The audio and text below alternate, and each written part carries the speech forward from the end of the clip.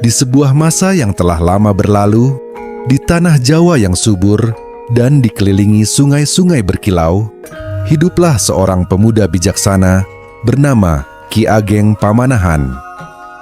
Ia adalah seorang tabib dan petani yang disegani, namun hatinya selalu gelisah mencari tempat yang damai untuk rakyatnya.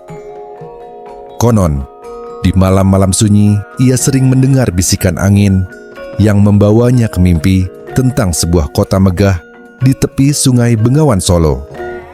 Suatu hari, ketika matahari terbit dengan sinar keemasan, Ki Ageng Pamanahan bermeditasi di bawah pohon beringin tua.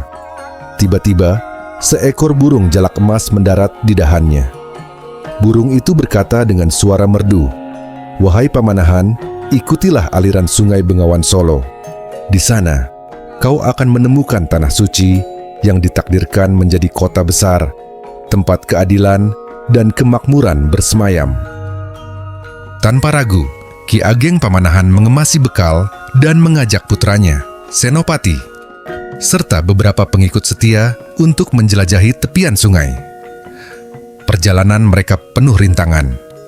Hutan lebat menghalangi langkah, dan kadang-kadang suara gaib dari makhluk halus menggoda mereka untuk berbalik. Namun, setiap kali keberanian mereka goyah, burung jalak emas itu muncul kembali, menyanyi dan menunjukkan jalan.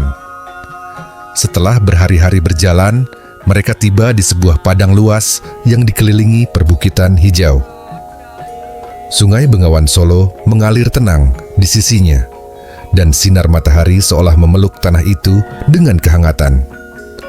Di tengah padang, tumbuh sebatang pohon asam yang menjulang tinggi. Ki Ageng Pamanahan merasa jantungannya berdegup kencang. "Inilah tempatnya," katanya. "Di sini kita akan membangun kota yang damai, yang kelak dikenal sebagai Solo, kota yang mengalir seperti sungai, penuh kehidupan." Namun, tanah itu ternyata dijaga oleh seorang roh penutup hutan bernama Nyai Loro Kidul. Ia muncul dalam wujud wanita anggun berpakaian hijau, dengan rambut panjang bagaikan ombak lautan. "Wahai manusia," katanya, "tanah ini suci. Jika ingin membangun kota di sini, kalian harus berjanji untuk menjaga keseimbangan alam, menghormati sungai, dan hidup dengan keadilan." Ki Ageng Pamanahan dan Senopati berlutut, berjanji dengan tulus untuk mematuhi pesan Nyai Loro Kidul. Sebagai tanda persetujuan, roh itu menghilang, meninggalkan sehelai kain batik berpola parang yang konon memiliki kekuatan untuk melindungi kota. Burung jalak emas pun terbang tinggi, menaburkan cahaya keemasan yang menjadi pertanda berkah.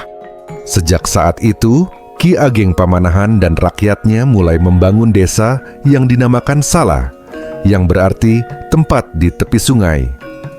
Mereka mendirikan rumah-rumah dari bambu, membuka ladang, dan membangun pasar yang ramai.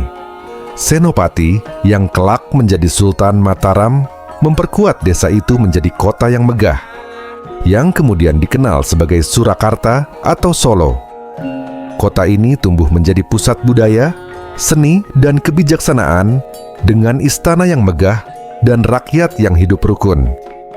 Hingga kini, konon, setiap kali Sungai Bengawan Solo berkilau di bawah sinar bulan, burung jalak emas masih terlihat terbang di atas kota, mengingatkan penduduk Solo untuk menjaga janji leluhur mereka, hidup selaras dengan alam dan menjunjung keadilan.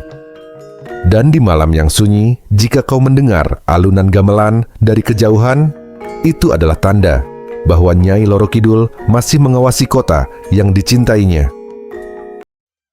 Terima kasih sudah menonton. Jangan lupa like, komen, dan tekan tombol subscribe agar kamu tidak ketinggalan video-video seru lainnya dari channel ini. Sampai jumpa.